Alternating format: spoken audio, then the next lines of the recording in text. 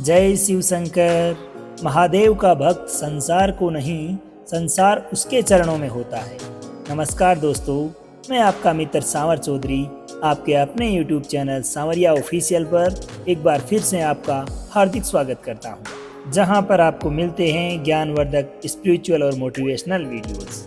दोस्तों, अधूरा ज्ञान किसी काम का नहीं होता, इसलिए इस वीडियो को आखिर तक जरूर देखें। अगर आप इस चैनल पर पहली बार आए हैं तो चैनल को सब्सक्राइब करें ताकि आगे आने वाले इसी प्रकार के ज्ञानवर्धक वीडियोज सबसे पहले आपको मिलते रहें।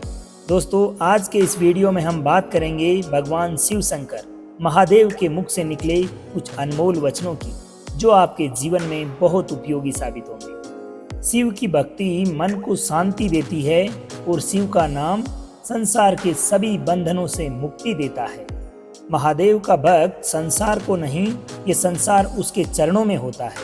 जिनके रोम रोम में शिव है, उनके लिए जीवन और मृत्यु में कोई अंतर नहीं रह जाता। अर्थात शिव के परम भक्तों को मृत्यु का भय नहीं होता।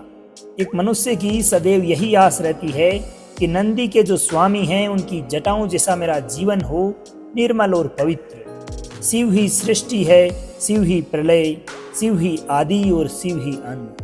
ऐसा माना जाता है दोस्तों कि श्रावण मास में भगवान भोलेनाथ की जो भक्ति करते हैं, उन परम भक्तों को महादेव की विशिष्ट कृपा प्राप्त होती है और उनके जीवन से हर प्रकार के दुख दूर हो जाते हैं। शिव ही सत्य है, शिव ही सुंदर और शिव ही ज्ञान। त्रिशूल को धारण करने वाले भगवान शिव के मन में श्रद्धा और हाथ में बेलपत्र होता है, जो कोई भी संकट उसका कुछ नहीं बिगाड़ पाता। सभी प्रकार के भय से अगर मुक्त होना है तो उसका एक ही उपाय है, महाकाल की भक्ति में लीन हो जाना। जिसने भोलेनाथ के चरणों में मन लगा लिया, उसे फिर किसी और का सहारा लेने की जरूरत नहीं पड़ती दोस्तों। विष अर्थात जहर को अपना आभूषण बनाने वाले भगवान शिव हमेशा रक्षा करते हैं अपने परम भक्तों की। दोस्तों, शिव से बड़ा कोई गुरु नहीं। जो समझ गया उसका मर्म, वह पा गया जीवन का धर्म। बाबा महाकाल का नाम ही काफी है हर मुसीबत में साथ निभाने के लिए।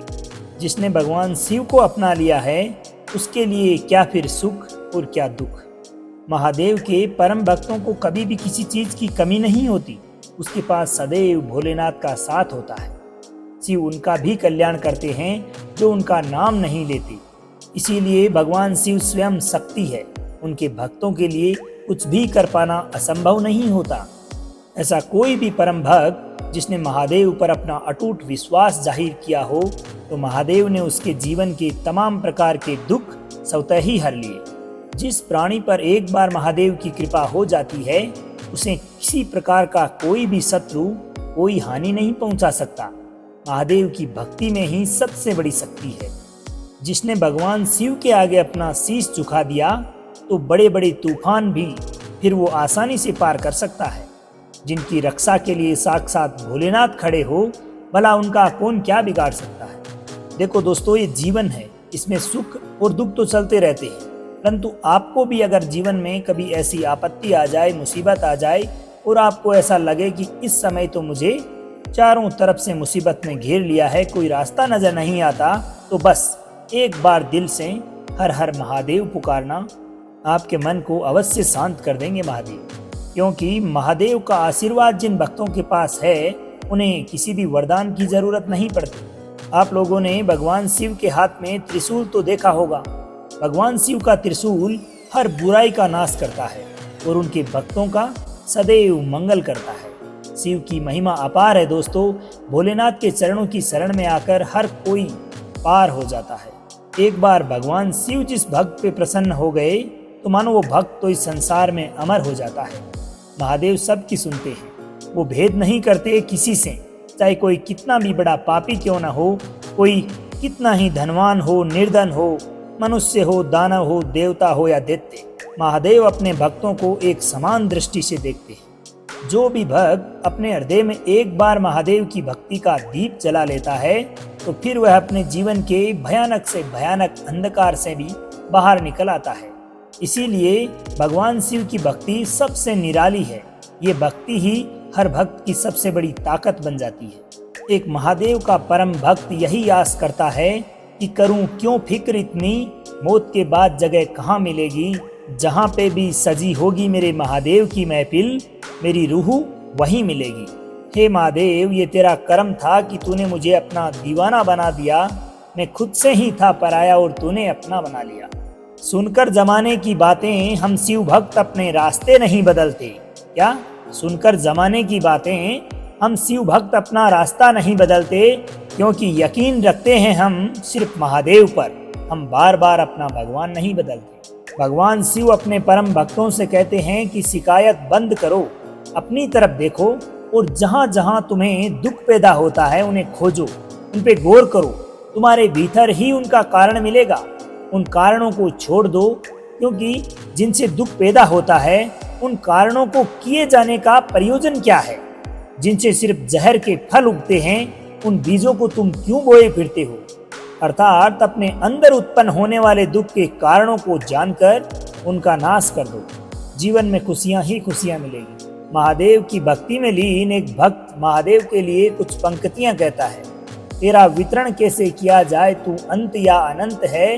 तेरी महिमा कैसे लिखी जाए, तू राजा है या रंक है। तुझे माने तो क्या माने, तू हार है या जीत। जो जपे तेरा तो नाम है क्या, तू निर्गुण है या ओम।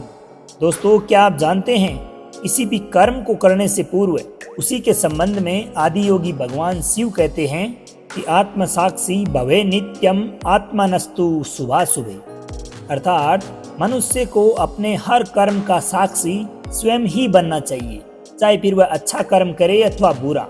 उसे कभी भी ये नहीं सोचना चाहिए कि उसके कर्मों को कोई नहीं देख रहा है। कई लोगों के मन में बुरे कर्म करते समय ये भाव मन में उत्पन्न जरूर होता है कि उन्हें कोई नहीं देख रहा, और इसी कारण से वे बिना डरे हर पाप कर्म को करते चले जाते हैं। लेकिन सच्चाई तो यह है दोस्तों कि मनुष्य अपने सभी कर्मों का साक्षी स्वयं ही होता है। यदि मनुष्य हमेशा ये एक भाव मन में रखेगा तो वह कोई भी पाप कार्य कभी कर ही नहीं सकता। भगवान शिव कहते हैं कि सीखा हुआ ज्ञान, उधार ज्ञान, दूसरों से लिया हुआ ज्ञान बंधन का कारण है। तुम उन सब को छोड़ दो जो दूसरों से मिला है। तुम उसी की तलाश करना जो तुम्हें किसी से भी नहीं मिला। तुम उसी की खोज में निकलना, उस चेहरे की खोज में जो तुम्हारा है।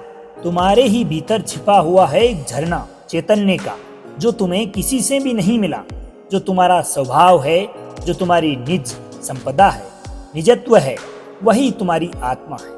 अब एक भक्त अपनी इच्छा जाहिर करता है कि शिव क्या है। शिव कोई पुरोहित नहीं है, शिव तीर्थंकर है, शिव अवतार है, शिव क्रांति दृष्टा है, शिव पैगंबर है। वे जो भी कहेंगे वह आग है। अगर तुम जलने को तैयार हो तो ही उनके पास आना। अगर तुम मिटने को तैयार हो तो ही उनके निमंत्रण को स्वीकार करना, क्योंकि तुम मिटोगे तभी नए जीवन का आरंभ होगा। तुम्हारी राख पर ही नए जीवन की शुरुआत होती है। भगवान शिव कहते हैं कि जिस दिन तुमने आध्यात्म जीवन की चेष्टा शुरू कर दी, तुम परमात्मा के साथ एक होने लगे। तुम्हारी चेष्टा की पहली किरण और तुमने सूरज की तरफ यात्रा शुरू कर दी। पहला ख्याल तुम्हारे भीतर मुक्त होने का, और ज्यादा दूर नहीं है मंजिल, क्योंकि पहला कदम करीब करीब आधी यात्रा है। अर्थात आप कोई भी मंजिल प्राप्त करना चाहते हैं, कोई भी श्रेष्ठी हासिल करना चाहते हैं, तो आपका उस मंजिल की तरफ, अपने श्रेष्ठ कार्य की तरफ पहला कदम लेना अति आवश्यक है दोस्तों। जिस दिन आपने दृढ़ निश्चय कर अपने लक्ष्य की तरफ अपना पहला कदम बढ़ा दिया, यानी कि शुरुआत कर दी, तो फिर ऐसी कोई ताकत नहीं जो आपको अपने लक्ष्य तक पहुंचने से रोक सकती है। भगवान शिव का एक अति उत्तम विचार है कि अगर आपको स्वयं के साथ आनंद नहीं मिल रहा तो किसी और के साथ आनंद मिलेगा। ये सिर्फ आपका भ्रम है दोस्तों। स्वयं में मस्त रहो।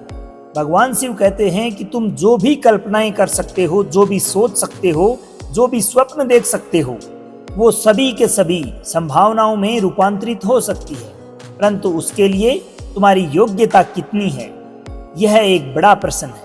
इस प्रश्न को केंद्र में रखकर जो निरंतर अपने जीवन यात्रा कर रहा है, वह निश्चित रूप से होशपूर्ण और सार्थक जीवन यापन कर रहा है। अब दोस्तों, आप लोग जो हैं भगवान शिव के अनन्य भक्त हैं, उनको अनुसरण करते हैं, उनको फॉलो करते हैं। क्या आपने कभी सोचा कि भगवान शिव से हम क्या सीख सकते हैं? उनका जो रूप है, उनकी जो भाव भंगिमा है, उनसे हमें जीवन में क्या सीख मिलती है। भगवान शिव ने जिस प्रकार से अपनी शिखा पर गंगा को धारण किया है, उससे एकजुट होने की सीख मिलती है दोस्तों। बिखरे हुए केसों को एकत्र करके शिव ने गंगा के विकराल रूप को शांत स्वरूप में परिवर्तित किया था। भगवान शिव त्रिनेत्र है। मस्तक पर स्थित उनका तीसरा नेत्र ये बताता है कि दूरगामी परिस्थितियों को नियंत्रित करने के लिए सिर्फ बाहरी नेत्रों का प्रयोग ना करें, बल्कि सोच समझकर निर्णय लें। सदैव दूरगामी परिणामों पर अपनी नजर रखें, अर्थात अपने जीवन में जो कुछ हम अपनी आंखों से देख रहे हैं, जो घटनाएं घटित होती है, उनके बारे में सोच सकते हैं, परंतु हम जो भी कार्य करते हैं उनका भविष्य में आने वाला क्या परिणाम हो सकता है, उसके बारे में हमें अवश्य सोचना चाहिए। शिव शशि शेखर हैं, अर्थात भगवान शिव के शीश पर चंद्रमा विराजमान है। जिन्होंने अपने मस्तक पर चंद्रमा को धारण कर रखा है। चंद्रमा शीतलता और शांति का प्रतीक माना जाता है दोस्तों। इसलिए भगवान शिव के इस रूप से उनके भक्तों को यही सीख मिलती है कि जीवन में जैसी भी परिस्थिति क्यों न हो, आप धीरज बिल्कुल ना खोएं और मन पर अपना पूर्ण नियंत्रण बनाए रखें। परिस्थितियां अपने आप अनुकूल हो जाएगी। आदिनाथ अपने गले में सांप को लपेटे रखते हैं और नंदी की सवारी करते हैं। ये पर्वत पर रहते हैं और कंद मूलों का सेवन करते हैं। उनके भक्तों में तमाम पशु पक्षी देव दानव शामिल हैं। उनका यह स्वरूप पर्यावरण के प्रति उनके प्रेम को दर्शाता है दोस्तों। इस रूप से हमें यह सीख मिलती है कि हमें भी इस प्रकृति से जुड़े रहना चाहिए। प्रत्येक प्राणी से प्रेम करना चाहिए, चाहे वह व्यक्ति हो या पशु पक्षी। भोलेनाथ कपर्दी और कपाली अर्थात जटा जूट और कपाल धारण करने वाले भी हैं। अपने शरीर पर बभूत धारण करते हैं, जो ये बताती है कि संपूर्ण होने के बाद भी खुद को किसी भी भ्रम में न रखें। जीवन में जुनून और प्रतिबद्धता हो, किंतु किसी कल्पना में नहीं जीना चाहिए। हमें अपनी वास्तविकता को पहचानना चाहिए। अपने जीवन की वास्तविकता से अनभिज्ञ नहीं रहना चाहिए। और हमारे जीवन की एकमात्र वास्तविकता यही है दोस्तों कि ये मिट्टी का बना हुआ शरीर अंततः मिट्टी में ही मिल जाना है। इसलिए अपने शरीर पर किसी भी प्रकार का घमंड ना करें। तो दोस्तों, ये थे भगवान शिव के श्रीमुख से निकले हुए कुछ अनमोल वचन, जो उम्मीद है आपको बहुत पसंद आए होंगे। और अगर आप इन विचारों को अपने जीवन में लागू करते हैं तो निश्चित रूप से आपका जीवन सुखमय होगा। अगर आपको वीडियो पसंद आई हो तो वीडियो के कमेंट बॉक्स में जय श्री भोलेनाथ अवश्य लिखें। तो दोस्तों, अब आज्ञा दीजिए अपने मित्र सांवर चौधरी को। मिलते हैं ऐसी ही किसी अन्य ज्ञानवर्धक वीडियो के साथ। जब तक के लिए खुश रहिए, मुस्कुराते रहिए, जीवन में आगे बढ़ते रहिए और प्रेम से बोलिए हर हर महादेव।